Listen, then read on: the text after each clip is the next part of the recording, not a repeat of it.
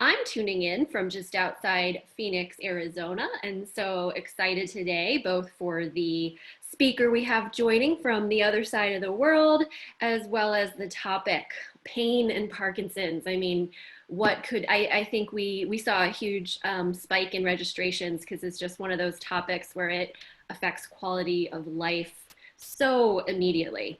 So as always, today's program is going to be hosted by Indu Subramanian, our neurologist extraordinaire. So it looks like we have close to 100 folks here on the line. So Dr. Subramanian, I'll turn it over to you to get started. Okay, well, thank you. This is such an exciting time for me to host a good friend and mentor and amazing colleague. I've just been so impressed with his knowledge base and just to get to know him over this last number of years. He's a musician, he's a patient advocate. The list goes on and on of all the things that Ray does. So I'm really excited to have him here today. And we have a really important topic that's, I think, under-recognized. I just wanted to introduce Ray and tell you a little bit about him. He's at King's College. He's a professor there, and he's the head of so many subsections of our Movement Disorder Society, including the Non-Motor Working Group. He's the head of the membership committee of the Movement Disorder Society.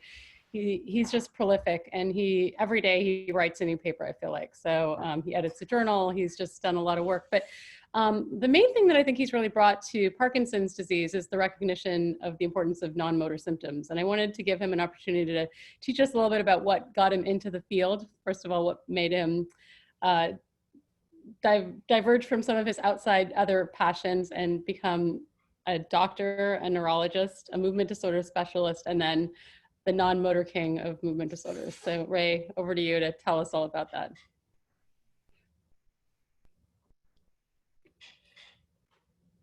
Oh, he's muted. Yep, there you go. Right.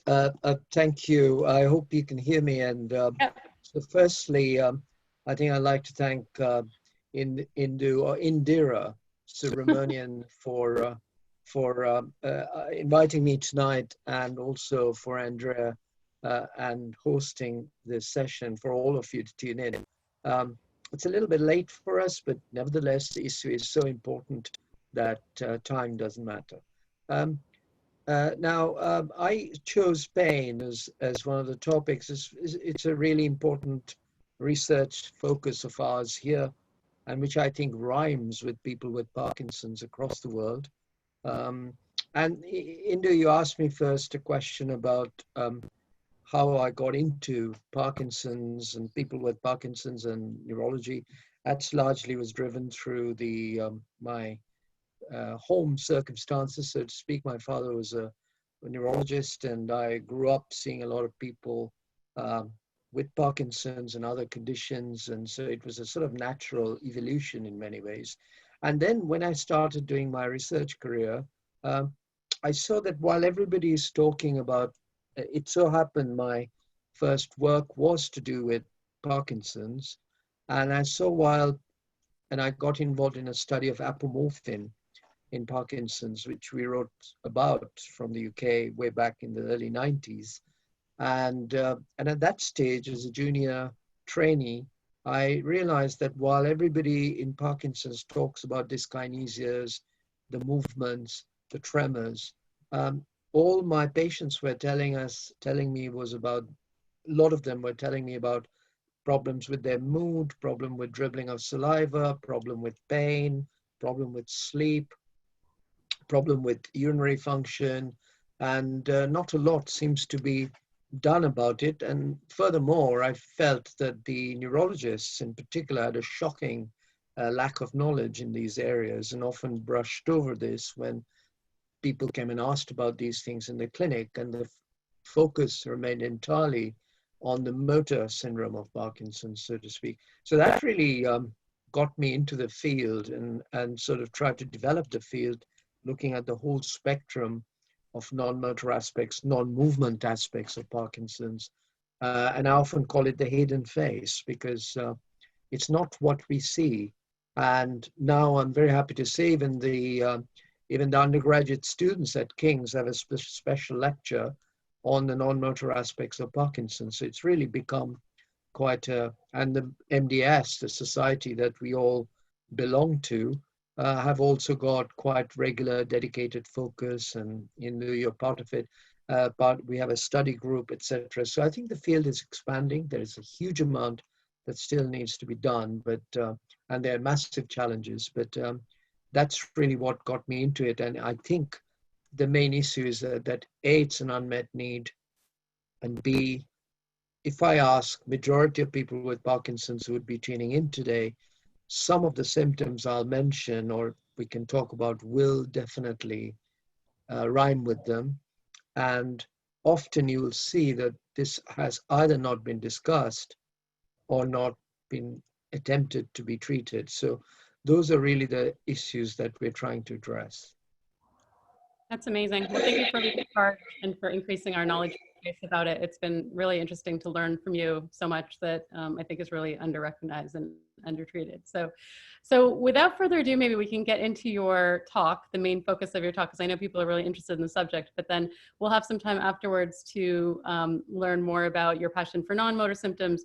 I'd like to learn, later about how patients can advocate for some of these things for themselves and kind of what you see, having been a leader in the field, as what the future holds and what is important for us to really, be focused on for the future. Sure, thanks very much. So I think I'll start sharing. There are some videos I'd like to show, which illustrates the point. And after discussion with Indu, we decided on the topic that I talk on pain. And I've called it the painful Parkinson's, the range and nature of this problem. And it's a challenge speaking to people with Parkinson's and the carers, because you have to make the topic understandable, and I hope that the message comes through clearly, and I'll try my best. So starting to share, and here it is. And let me move this way.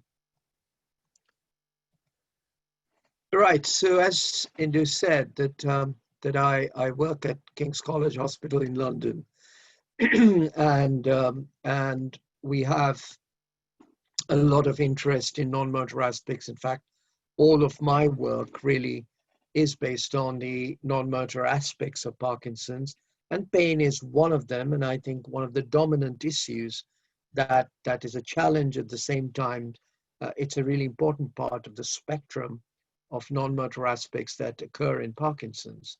So the first question is that how common is pain in Parkinson's? Do we have any data on that? And I now will reel back the years. I'll go back to 200 years plus. Those of you know the band Steely Dan, they had a famous song called Reeling Back the Years, or Reeling in the Years. It's a sort of similar recounting. And here we go to a house in London. And this is now, as you can see, it is a pub and a wine bar called Bill's. But hidden under the umbrella is a blue plaque. And those of you are there. And basically, this is the house of Dr. James Parkinson, who lived all his life here. And it's because of him we're here today discussing with yourselves what we know about this condition that was described here in London, literally a few kilometers from where I am, by Dr. Parkinson. And you can see our host is there in the same house, and she's enjoying a glass of wine. And this is the last 2 years back in 2017, we had the 200 years commemoration of Parkinson's 200 years since he wrote the paper, his original essay. And we had a meeting in his house. And of course, Dr. Subramanian attended that. And we managed to take this very, very nice picture of her at that time. But the important thing is this is 1817. And this is the essay that Dr. Parkinson wrote, the essay of the shaking palsy. Now, why am I showing this? Because people often forget often when they describe this essay, they will talk about the shaking. They will talk about the fact that the people described in his case series had a stooped posture, that they were slow, etc., the motor syndrome of Parkinson's. But what often people overlook, that Parkinson, even 200 years back, described pain. And for instance, in his fourth case, he writes, the right arm in which the palpitation began, meaning thereby the tremors, was said to have been very violently affected with rheumatic pain to the finger's ends. So we now know that this type of pain that James Parkinson described, we call it neuropathic pain, and it is often seen in the arm that often becomes affected most with Parkinson's, motor Parkinson's in future. So not only did he describe pain, but he also described that pain might occur in what we now know is the prodromal phase of Parkinson's. I'll come to that in a minute. And Gowers, who is another giant of neurology, then subsequently, as you can see, also described involvement of the pain, aching pains of the limbs, more or less rheumatic in character, is what he describes. And in 2009, in a review, in a very highly cited review, Ford wrote that pain is actually a hidden epidemic because it occurs a lot, but we often do not ask about it. And suffice it to say, if you don't ask, you don't know, you don't treat. So this is a review which looked at all, and you don't have to go into the details of it. The core of the messages in the lower square, you see the overall prevalence of pain in Parkinson's from 3 controlled studies is up to 80 to 85%. Wide range, that's because of different ways you measure pain, but you can see that if there are 100 people with Parkinson's coming to a clinic, you would expect that at least 60 to 70 of them to have some degree of pain. So it's a really, really common problem. And interestingly, in this study from France, the data looks very similar, but interesting to note that in their series of over 400 patients, 62% had chronic pain meaning pain that is more or less there continuously for days, maybe less one day, maybe a bit more another day, etc.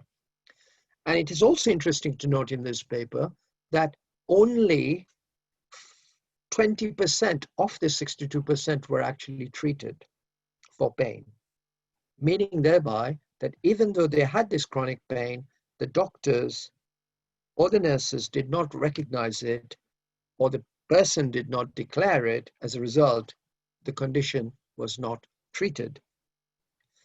Now, all this is very good. Now, in all my career, I've struggled to convince many of my colleague neurologists who still think Parkinson is just a movement problem. And in fact, they write about it.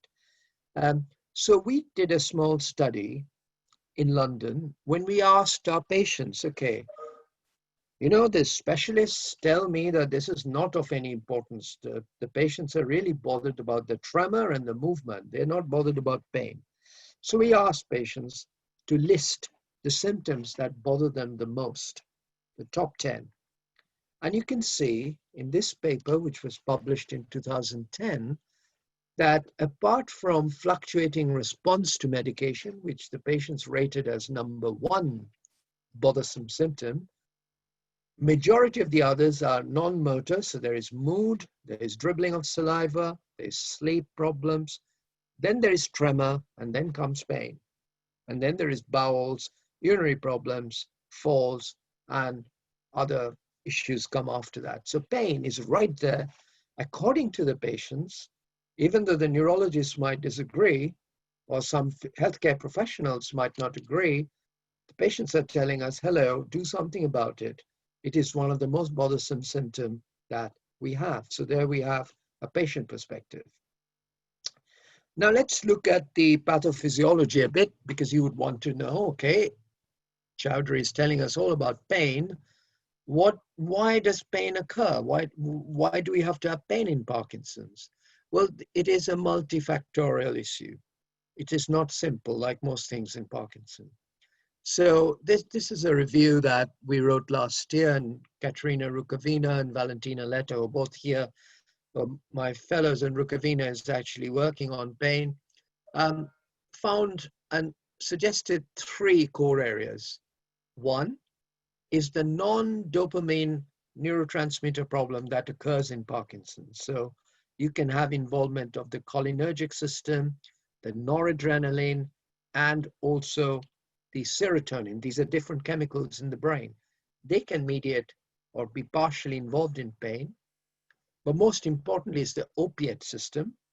The second is the dysregulation of the dopamine system. Even that can be particularly involved in pain. And the third, and I'll come to that later, is some genetic mutations. We now know that some people with Parkinson's with certain types of gene mutations, PINK1, a very rare one, for instance, can also be linked to the problem of pain. And we'll just touch upon that a bit later on. If we look at it a bit more in detail, pain in Parkinson's stretches from your periphery to the brain, the mechanism. So here's an example of the periphery. So here the source of the pain is in the cutaneous area. And what you see, if you did a skin biopsy, this is a control, and this is someone with Parkinson's, you can see more prevalence of these colors, but broadly it means that the coating of the nerve fibers in the skin is damaged. And that can lead to this burning type of pain that some people will experience, or shooting pain, as Dr. Parkinson described in 1817. But not just that, if you look at the spinal cord through which the nerves lead the impulses to the brain, you can also see that there are processing problems, and you can see these inclusions, and they're called alpha-synuclein inclusions. As you will know, they're one of the key factors in the pathophysiology of Parkinson's here. So you can get inclusion. So Parkinson's process, therefore, is affecting the pathway of pain in the skin, in the spinal cord, and also in the brain. How in the brain? This nice study from France showed this very interesting phenomenon. Here you have an MRI scan, a functional MRI with blood flow, of a person with Parkinson's who's off. So you'll know the off and on state, right? You're off when the drug's wearing off, or it's not having an effect. You take a dose of levodopa to turn yourself on. So you can see that there's a lot of additional blood flow in these areas of the brain, which the cingulate, prefrontal cortex, the insula, and so on. And when the person takes a dose of levodopa and turns himself or herself on, you see there's a dramatic reversal of these colors. In other words, you are making the blood flow within the brain normalize. So pain is therefore occurring in Parkinson's, not just because of a perception of pain, but you have a problem or abnormality in the skin level, in the spinal cord level, and in the brain level. And you can most commonly see this when the drugs wear off. If somebody takes 4 doses of levodopa, for instance, the commonest phenomenon is you take your last dose of tablet at 10 o'clock at night, go to sleep.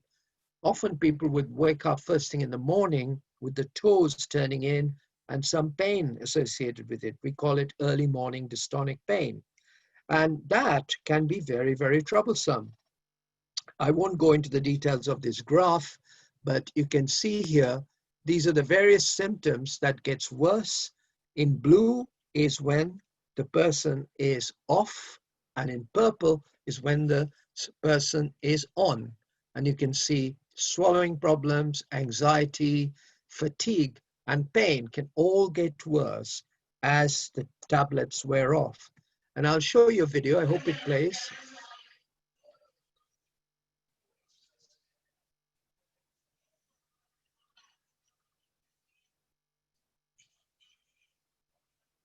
So this lady who came to my clinic had this profound problem with pain, and people were treating her with analgesics.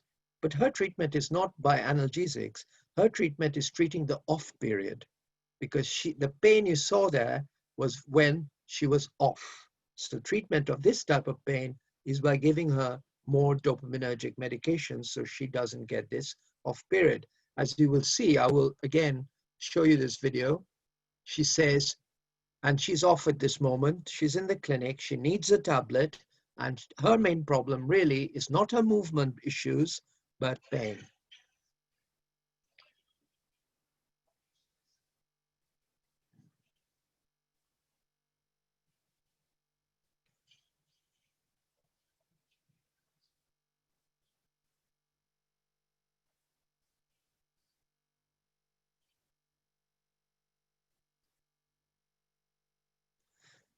So there you see a combination of another factor that goes with pain is anxiety. So she's very anxious and she's pain, and I don't give her a painkiller. I give her some levodopa, because this is off-related pain. And this is what that brain scan showed. When you treat with the levodopa, you normalize the blood flow. So that's just one type of pain. But it's important that the doctor recognizes this, right? Other types of issues that we've recognized, this is a very recent piece of work that we have just recently published, where we worked with our colleagues in Taiwan, and we found a specific gene called COMT, which is present in all of us, but a certain variation in this gene can make you more liable to have pain and can make you more liable to be depressed. So the combination of depression and pain might occur in Parkinson's quite frequently. And more recently, this is a paper that's just come out literally a few weeks back. This is a group from the UK, and I'm part of that group, that when we looked at a large repository of samples, blood samples, and we did a study called GWAS, where we do a gene screening. If one particular gene came up as a risk factor, and we call it TRPM8, or we don't call it, but that's what it's called. Interestingly, TRPM8 is also responsible for many of the problems with severe migraine, which, as you know, is a painful headache. So it is therefore likely that in future, research will focus on this gene to see whether specific treatments that addresses the management of TRPM8 might be actually a good treatment for pain for Parkinson's. So that's just to show how the area is expanding. Okay, when would you expect to have pain in Parkinson? Now, this is unfortunately not a very pleasant answer, because if somebody has pain in Parkinson's, that can occur at any stage of Parkinson's. This is a diagram of the recent view of what Parkinson's journey is like. You're diagnosed when you get this stable Parkinson's. That's when your doctor tells you that, I'm sorry to say that this looks like Parkinson's, and and then you go through all the usual diagnostic processes, and the condition slowly progresses. We also know that there is now a condition called prodromal PD and preprodromal Parkinson's, which can last for anything up to 10 to 15 years before the diagnosis. And as you can see, pain can span the period of prodromal right up to the palliative stage. And as I go back again in history, the first description of prodromal pain was actually by Dr. Parkinson in his case number 4, where he describes that the arm that became Parkinsonian developed Parkinson a few years later. This has been shown in several other studies. This is a Queen's Square study from London, where they looked at these patients who had died and the brain had been given. And when they looked at the brain, the clinical symptoms, pain was the commonest presenting feature. So patients had come to the doctor for the first time with pain. 15% of the presentation of non-motor was with pain. And this very nice study with my colleague Annette Schrag from North London, showing that shoulder pain is a particular prodromal feature. You see the patient's diagnosis is made here when the ear says 1, In blue are the controls, and in red are people with Parkinson's, and you can see shoulder pain is present anything up to 10 years before the diagnosis is made. And this can cause problems because in many people, before they're diagnosed, if they develop shoulder pain, the doctor would normally refer them to a rheumatologist, not a neurologist, and often they're initially diagnosed as frozen shoulder. They might even have steroid injections to the shoulders and so on. Only after a few years, the penny will drop when the tremor or the stiffness starts. It's worth remembering misdiagnosis because of pain in the shoulder can also be a particular problem in Parkinson's. What are the new things? Well, we have seen this already. What are the different types of pain? This is a very simplistic explanation. I think it's too simplistic, but nevertheless, people use it. One is nociceptive and the other one is neuropathic. How do you make a difference? Well, nociceptive is related to your motor state. So in other words, if you get pain when you're off, like I showed you that video, if you get pain when you're badly dyskinetic, if you get cramps at night in your legs, if you get pain because your posture is bent, those are all nociceptive. Neuropathic is the pain that spreads. It goes from one side, one part of the arm to the end of the arm. It could be in the abdominal area. It could be in the mouth. Many people with Parkinson's get mouth pain. We call it burning mouth syndrome. It could be restless legs pain. It could be genital pain. All of these are thought to be neuropathic pain. I don't think that's good enough. Here's a patient.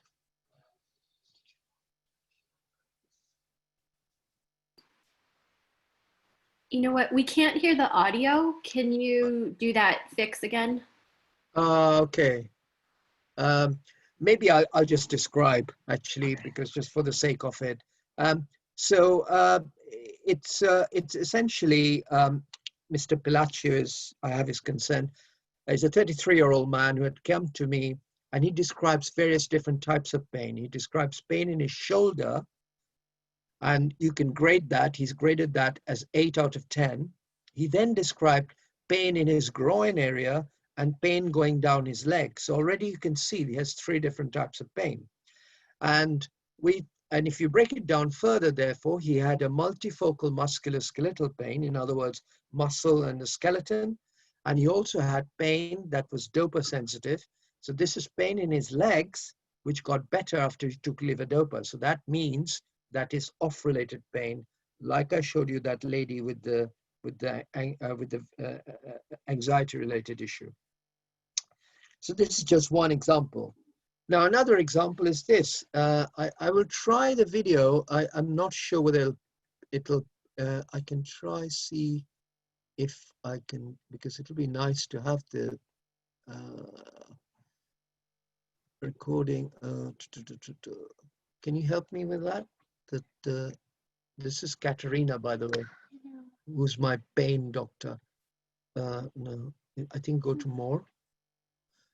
Share computer sound. I think it might work now. Let's see. This is Mr. Chris Garrett. Mr. Garrett, just describe the pain that you've been just telling me about a little bit. Okay, Professor, it's pretty consistent in the left leg, which is the leg that shakes. Right. And most of the time it simply hurts, a dull pain, which is exacerbated by long hours of inactivity such as sleep. So that when I actually get up in the morning, not that I actually sleep very well, yeah, but when I actually get up in the morning, it's a struggle to motivate myself. And so the pain doesn't really fluctuate that much. It's sort of there most of the time. No, it certainly doesn't fluctuate. It's an ache rather than acute pain. Right. So I'll stop there. He goes on quite a bit after that. But I think broadly, this is another variant of pain that we see, that in people with Parkinson's, pain in the lower limbs and the groin area, which is what our first patient had, which is dull, aching, and doesn't really respond very well to levodopa. In this case, it needs to be recognized because the treatment is different. And we've called this ULLP, unexplained lower limb pain, and it has now been replicated by many other centers. So it's very important really to try and break down aspects of pain in Parkinson's. There is also development. We now understand, not everybody, but some people with Parkinson's will have a lot of pain, the so-called painful Parkinson's. And this is classified as this group called the Park pain. And again, the doctors need to understand that, because Park pain patients have a lot of chronic pain, which really needs to be broken down and managed. So I will skip over this, because now the next element, which I think is very, very important, is measurement. It's all very good for us to say, hey, have you got a bit of pain? But I believe that to be scientific and to treat, you need outcome measures. And for outcome measures, you need to have a measurement. So can you measure pain in clinic? Can the doctors measure? Or they will say, well, it's too difficult. How can you measure pain in clinic? Well, I'm afraid you can. This is the King's Parkinson Pain Scale, which we developed and published in 2015. This was developed through the study group, which is part of the society. It remains at this moment the only scale that is dedicated to Parkinson's, and because it came from King's, but it's an international endeavor. It's called a KPPS. It's now widely used in clinical trials when you're measuring pain. But can you therefore use this in clinic? It is a bit long. It breaks it down to 7 types of pain: muscle pain, chronic pain, fluctuation pain, which is pain that only happens when the drug's wearing off, nocturnal pain, pain at nighttime, orofacial pain, pain in your mouth, local limb pain because of drugs. Sometimes dopamine agonists can cause swelling of the ankles, a lot of edema with pain, and finally radicular pain, where pain shoots down the neck or the back or the leg, etc. And each score, you score by severity, 0 to 3, and frequency, how frequently, and you get a total score. And so this is how the scale works, and you get a total score, and you can manage. So it's wonderful if the doctor or the nurse can deliver, or the healthcare professional can deliver this in the clinic, but often not, because there's no time. What do we do then? Well, we've now developed this questionnaire. The questionnaire in our clinic is given out to people with Parkinson's before they come, so they complete it themselves. It's what we call a PRO, patient-related outcome measure. It's completely validated just for Parkinson's. And here you get this simple questionnaire. For instance, do you have in the last month pain around the joints, including pain related to arthritis? Yes or no? You just tick yes or no, yes or no, yes or no. And it's 14 items, simple lay English. It's been very popular, and immediately it gives you a snapshot view of what is the person's pain perception in Parkinson's. So if you don't have time, if the doctors don't have time, the questionnaire can be used, KPPQ. Worth noting that these items have been used a lot. I don't want you to go into the details, but one of the other things to remember, that pain, particularly at night, can give rise to sleep problems. It can give rise to insomnia. It can give rise to daytime sleepiness. Pain and has also been taken up by the society. And if you don't want to use these scales, you can use this new scale called the MDS-NMS, which has a specific item on pain. So there are many, many ways now that pain can be measured in the clinic, but probably the most user-friendly one is the questionnaire that I just showed you. Right, the last bit, I will just talk a little bit on the treatment. So how can we treat pain in Parkinson's? Well, the most obvious treatment that we mustn't miss is that aspects of pain can be managed by dopamine drugs. You saw in the video that lady who was in severe pain, I gave her a drink of liquid levodopa, and that takes away her pain. So there are data suggesting reticutin patch, levodopa itself, and infusion of levodopa, not so much apomorphine, can improve pain in Parkinson's, particularly if the pain is fluctuating. But for that, the doctor must recognize the pain is a fluctuating type of pain. If you gave levodopa or dopamine drug to somebody with ULLP, they won't have any benefit because it's a non-dopaminergic pain. So that's really, really important to recognize. This is the data, again, from Retigatin study, which is one of the only study where you have a placebo data. In black, you have Retigatin, gray, you have placebo, and you can see with the patch, the pain improves more than the placebo. So there's data for that. And this is a very important paper called the PANDA study. This is the other type of pain, which is the central chronic, those deep aching pain that I described. And here the treatment is through a pathway called the opiate pathway. Opiates are commonly used for pain in cancer, for instance, anyway. And this remains the only trial where here you have the placebo in red, and in blue is the drug, which is here an opiate drug called oxycodone. It's a morphine derivative. There are other drugs called tramadol, etc. Here, the oxycodone is combined with another drug called naloxone, because one of the problems with opiate is it can cause constipation. Whereas if you combine it with naloxone, you get less constipation. And you can see that once you use that, even in these people with very severe chronic pain, you get improvement in pain scores up to 16 weeks.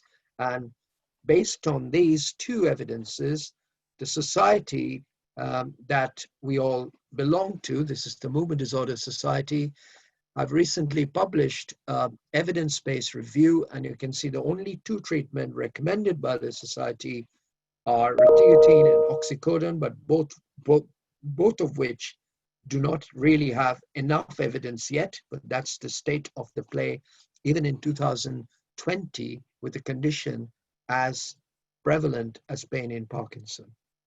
I skipped over a slide here. This is worth remembering that there's a new drug called sulfinamide. Sulfinamide works on various different pathways. It's a tablet, and there is some preliminary evidence that sulfinamide might be quite a good drug to attack pain in Parkinson's. And there is currently a trial running which is looking at the effect of sulfinamide and pain in Parkinson's. Okay, now these are different algorithms. This is an algorithm produced by my colleagues in Germany, and again, I think it's very simplistic. But nevertheless, for the people who are not particularly au fait with the whole area, it's useful. You have pain, you have the best medical treatment for motor symptoms, then you have to divide them into the nociceptive, neuropathic group. Nociceptive, remember, is related to the motor state, where often first you might need non-steroidal drugs like Brufen, ibuprofen. If that doesn't work, you go into the opiate group of drugs I just showed you. If it's neuropathic, then again, initially, you might want to use an antidepressant group of drugs. Sometimes they work for these, amitriptyline, for instance, or another group of drug called gabapentins.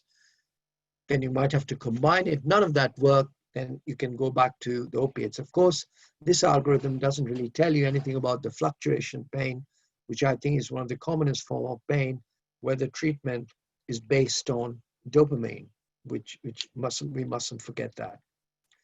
This is a more updated version from our group that you see here, the pain options. So you have the fluctuation pain. If you have pain that comes on when your drug's wearing off, you must inform the doctor or the nurse or the healthcare professional, because the treatment is not by giving you painkillers, but by making the drug work longer. And there we have new strategies. We have Retigatin patch, we have longer acting drugs, we have other forms of delivery, which the drugs can act for a long time, or you can take liquid levodopa at the time of pain. However, if the pain is more deep at night, muscular, skeletal, central, chronic, or the lower limb one, then opiates remain probably the best drug of choice, sometimes in combination with drugs such as gabapentin.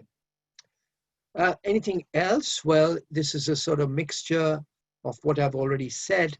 Neuropathic pain, gabapentin and pregabalin, and some people have tried duloxetine also as a therapy for pain. Here you see deep brain stimulation, and there is some data on that, and I'll come back to that in a minute. And it's worthy also remembering the complementary therapies.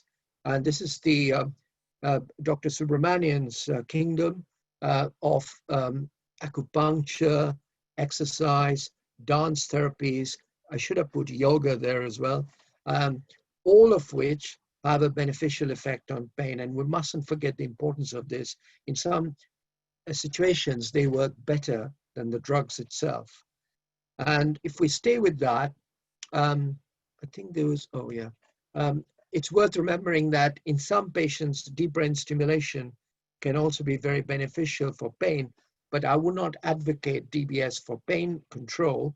But if somebody has a lot of pain, that could be an additional indication for DBS, because it seems to be quite good in ameliorating the deep chronic pain of Parkinson's, as in fact, so does levodopa infusion therapy. So this is duodopa, or I think in the US, it's called duopa. So these things need to be kept in mind. And the complementary therapies, particularly acupuncture, which has some reasonably good data on pain control in Parkinson. This is some new developments, the TRPM8 I mentioned to you.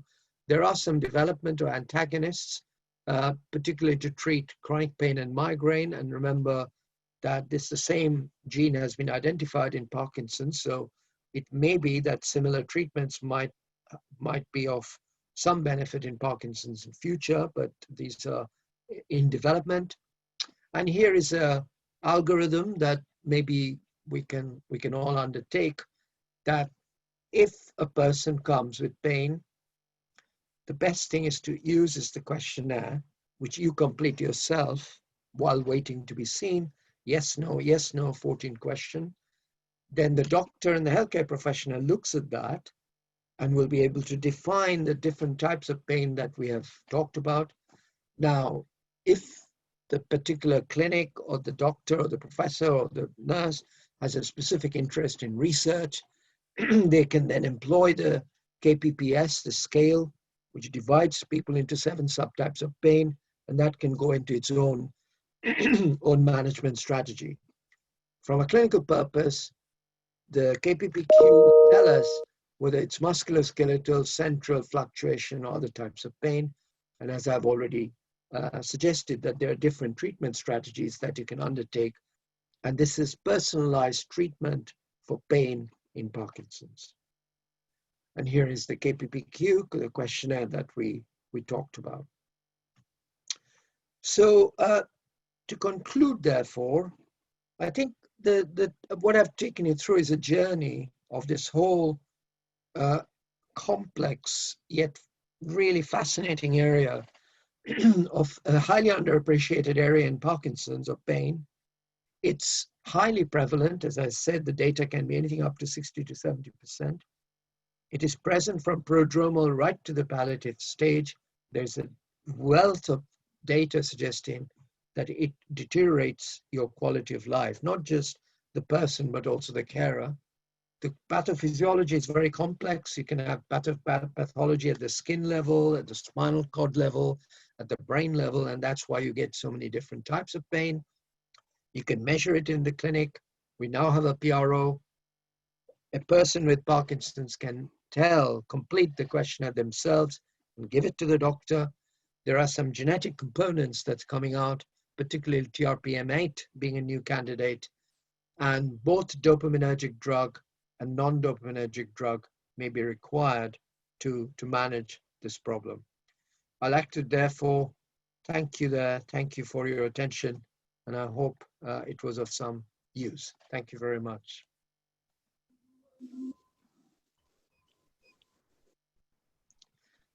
Indu, I'm done. Okay, great. Thank you. That was amazing. So we'll just, Andrea, I don't know if we can get Ray back on. Maybe he has to stop sharing. Yep, there you are. Yay. That was amazing. Very complex subject. And it looks like, just to summarize, looks like it's under-recognized, under-researched, and probably, you know, we're not asking necessarily the right questions, and hence we haven't really come up with a really great approach outside of some of these algorithms, which I think are a really good start. A lot of people have been wanting to know more about the questionnaire, and maybe we could share the questionnaire on some links after this, because I think it's a way to maybe in a very quick and easy way for patients to bring up the topic and reflect exactly what they're feeling. There's been a few questions. Just on that point, Indu, I'm very happy to send you the questionnaire for you to circulate. And also, it's really important that it empowers our people with Parkinson. When you produce the questionnaire for the doctor, the healthcare professional, they have to deal with it. So, you know, I often find that that's a default way of raising awareness, so to speak. And I think you've done a really good job at King's. We had Miriam come on as well and talking about certain other non-motor issues. You've done a really good job with trying to frame this for Parkinson's specific issues. I think, you know, having non-Parkinson's sometimes questionnaires or rating scales become very murky to understand and interpret. So I think you've done a really nice job of amassing these sorts of things that the patients have brought to you over the years, and then coming up with ways to try to measure them in objective ways to help patients be able to communicate. So I think that's great. A few questions here. There's a number of questions, a lot of positive comments. People are very happy with, you know, having this as a topic. One question, how does the pain of camptocormia differ in terms of treatment options? My husband has multiple system atrophy and camptocormia pain in his core. Maybe you could, it's an unusual type of pain, but an interesting question, and sort of maybe talking also about dystonia pains as well. Maybe you can help people understand what camptocormia is first, for people who don't understand that. Maybe what are the pain that people have described in that, and then, you know, your approach to that. Sure, very good question. So camptocormia is a postural problem. So in other words, some people with Parkinson's, not everybody, due to reasons that are not entirely clear, may have either stooping forward or stooping sideways. The body can go one side or forward. When it's a forward bend, we call it camptocormia. When it's sideways bend, we call it Pisa syndrome. And some people can have both. And interestingly, if such a person lies down, then the camptocormia disappears. So you can actually overcome that on a person lying down. Unfortunately, both these problems, camptocormia and Pisa, can be associated with quite severe pain. And the pain is classified as a mixture of musculoskeletal and central pain. This is more a deep, often described as an aching pain. And for this to be managed, depending on the stage the person is at in terms of the other aspects of their Parkinson's or other Parkinsonism, you might need to use either a small dose of an opiate or anti-epileptic group of drugs, the gabapentin, pregabalin group of drugs. However, it has to be very closely monitored because many of these patients might be quite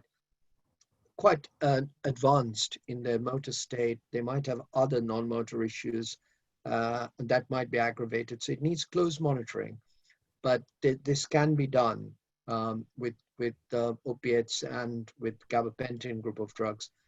There are some anecdotal reports of patients who have improved with camptocormia when they underwent levodopa infusion therapy. And we've certainly had 2 or 3 patients on duodopa where the pain has got a lot better. Similarly, there are similar sporadic reports of deep brain stimulation improving camptocormia and pain. But I would not recommend that as a treatment. But it's really important to recognize that this is a combination of musculoskeletal and central pain. And therefore, dopaminergic drugs are not going to be of much help here. You're going to focus on the non-dopaminergic agents. That sounds good. A question, what's your sense of massage giving lasting benefit for pain? Yeah, I mean, you know, I think it's many people with Parkinson's do this anyway. And it seems to have I'm not entirely sure that by itself is helpful, but it is really helpful for the sort of pain that's associated with rigidity. And again, you're going back to the more nociceptive type of pain, particularly if the pain is focal. It's often useful for the legs or the back, for instance, and massaging can certainly be helpful. One thing I did not mention is that in my practice, I also use quite a bit of botulinum toxin for pain relief, particularly when the muscles are very stiff. And in that situation, use of combination of Botox use or botulinum toxin use with massage is quite effective. Yeah, absolutely. I think even sometimes doing some stretching exercises as well with a physical therapist that can be targeted. You know, we have some people working on doing botulinum toxin injections, stretching passively or actively with the patient, and then also focused, you know, exercises through a physical therapist. I think can be a, you know, a three-pronged approach that's pretty helpful. Another question about the akathisia and pain. Akathisia, yeah. Kind of, yeah, maybe describing it a little bit and what an approach might be for that. And So maybe this telling is people another, what akathisia even is. yeah, it's a very interesting, it's a very good question again, very interesting variant. And it just opens up the complexity of pain in Parkinson's. So while a lot of pain in Parkinson is seen during a relative lack of mobility, so during off periods and so on, there is also a subgroup of pain we see during hypermobility or hyperkinetic states. One of them is during dyskinesias, particularly diphasic dyskinesias. So people might have dyskinesia at the beginning of the drug and at the end of the drug. That's movements, abnormal involuntary movements. Akathisia, usually seen in the legs, but often in the upper limbs as well, is usually a condition where you have the legs are very restless, but it's not restless legs. It's just inability to sit still, basically. And that can be triggered by drugs that block dopamine in the brain. So if you're taking, sometimes people are, you know, for instance, if there's somebody has quite significant psychosis, hallucinations and so on, people might be given dopamine blocking drugs and they can precipitate the akathisia problems, and that can be associated with pain, just like restless leg syndrome. In this situation, the main issue is to really try and correct the problem that's causing the akathisia as much as possible. In other words, address the dopamine blocking drugs if that can be reduced, if the dose can be taken down. Otherwise, the pain will need to be managed by standard therapies, complementary therapies, perhaps massage, sometimes hot compress, but also analgesics can be quite useful. If, however, it's a pain related to restless leg syndrome, which is a slightly different aspect, you might have to use gabapentin group of drugs because many of the patients will be already on dopaminergic drugs anyway. So it's a little bit of a complex situation. Fortunately, not that common, but it again needs to be dissected down. And with akathisia, if you're convinced that this is akathisia, trying to cut down the dopamine blocking drugs as much as possible is key. Okay, that sounds good. There's been people asking about non-pill related treatments, possibly. I know that you just did a study on acupuncture in pain, I believe. Yeah. I just reviewed that for a paper. Could you tell us a little bit about that study and what you found? Yeah, so this was a piece of work we did in collaboration with the Taiwanese group, where we ran a course of acupuncture. Patients had the scales done, the Parkinson pain scale, and we also did MRI scan of the brain to see whether the circuits change when you control the pain. So there are two things that came out, that there was pain control, and this was mainly the sort of fluctuation, neuropathic type of pain, but also the connections in the brain altered. So in fact, what you're doing by controlling the pain with the acupuncture, you're resetting the circuitry within the brain as well to some extent. So that was quite an interesting observation. And I think it needs to be further taken out in more wider trials to look at. So I certainly use acupuncture in many of my patients where pain control alternatively may be quite difficult. Okay. There's a question about, we knew this was going to be a question probably, marijuana and CBD and THC, what your thoughts are on that for pain. Yeah, and again, a good one, because cannabidiol certainly has analgesic effect. Now that can be mediated through the fact that it is it reduces muscle tension and pressure, which is why some of it is used as in multiple sclerosis, for instance. So it will have an effect, therefore, on pain related to muscle spasm and tension, which is the musculoskeletal aspect of the different pain. However, it has not been specifically, there are some case reports, but not been specifically looked at in a clinical trial. In fact, it so happens we are about to start a trial looking at cannabidiol in psychosis, where we will add pain as another outcome measure. So it is certainly, in some, I would think we can't really officially say that use this as treatment for pain, but there is some evidence to support it. Okay. Somebody has a question about liquid levodopa. You mentioned taking liquid levodopa for, I think, early morning off or whatever. Could you define a little bit about that and tell people what that is? So if somebody has a predictable pain, in other words, you know that, I will give you one example, it doesn't have to be this time, but about 5 o'clock in the morning, you usually wake up because your ankle's turning in, or your toes are curling up, or thumbs become stiff, or generally the body is stiff, and there's a lot of pain. That pain is the fluctuation related pain or wearing off pain. That pain is occurring because the pain threshold gets altered because of the dopamine loss or reduced levels of dopamine in the brain and then through the circuit into the periphery. And in that situation, often taking 1 or 2 tablets of, in the UK, we call it dispersible Madopar, which is 62.5 milligrams, small dose, with a bit of liquid, either water or orange juice, because it contains vitamin C as well, which absorbs the drug quickly, is often very useful to overcome the pain. And many people will be pain-free within like 10 or 15 minutes after taking that. Some people have also used apomorphine injection, which is another quick way of dealing with it. It is now available, certainly in the US now. And if that really works well, if you've got dystonic pain, in other words, the ankle or the toes have turned in, and you can just give yourself a little shot of apomorphine, 2 milligrams or 3 milligrams, using a pen, which is very similar to how people take insulin for diabetes. So these options are there, and they're usually very good for this off-related dystonic pain or off-related pain. Okay. Well, the hour flew by. It's kind of crazy how quickly this went. And there's many, many questions and many, many positive comments here. But I just wanted to give you a big thank you for joining us, Professor Chaudhuri. It's been a pleasure and was really amazing to come to Parkinson's birthday and the pub. And thank you for hosting that event and for all that you do.